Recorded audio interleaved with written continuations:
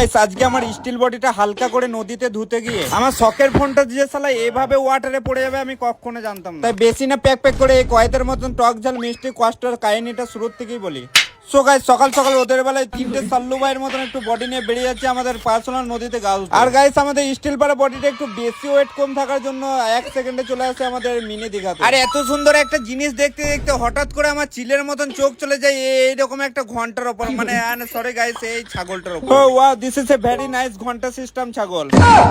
আর guys একটু আমি ছোটবেলা থেকে রিস্ক নিতে ভালোবাসি, সেই জন্য ওই দূরে আইল্যান্ডটা দেখতে পাচ্ছ ওই আইল্যান্ডটাতেই যাবো আজ। আর গাইস আমি মালটা এরকম যে কোনো জিনিস বলতে লেট হবে সেখানে যেতে লেট হবে না। তো ফাইনালি গাইস বড় বড় মুখ চাপুলি দিয়ে গুটি গুটি পা নিয়ে চলে এলাম আমি এই গরিবের আইল্যান্ডে। আর আইল্যান্ডে না আসতে আমি বানিয়ে দিলাম দুবাইয়ের একটা Burj Khalifa. Oh wow this is a very nice Mia Khalifa. Oh nice sorry guys বুজ খালিফা। আর এরকম একটা জিনিস সামনে রেখে আমি হালকা করে এখানেই শুয়ে গেলাম। আর সত্যি বলতে গাইস আমার ফোনটা পানিতে পড়েনি, মানে ভেতরে ওয়াটার সিনটা নিতে গেছিলাম, তো এত নোংরা ওয়াটার সিন শালা তোমরা দেখতেই তো পাচ্ছ। তো চলো আজকের মতন tata bye bye Nokia Voda Airtel সবকিছু। আর হ্যাঁ এই ছোট্ট পাড়া ভাইটার একটা অনেক বড় স্বপ্ন আছে যেটা তোমাদেরকে ছাড়া কখনো সম্ভব নয়। তোমরা প্লিজ যে এই ভিডিওটা দেখছো এখন অব্দি ফলো করো নাই, ফলো করে আমার 1 লাখ ফ্যামিলি কমপ্লিট করে দাও, এটা আমার একটা ড্রিমস।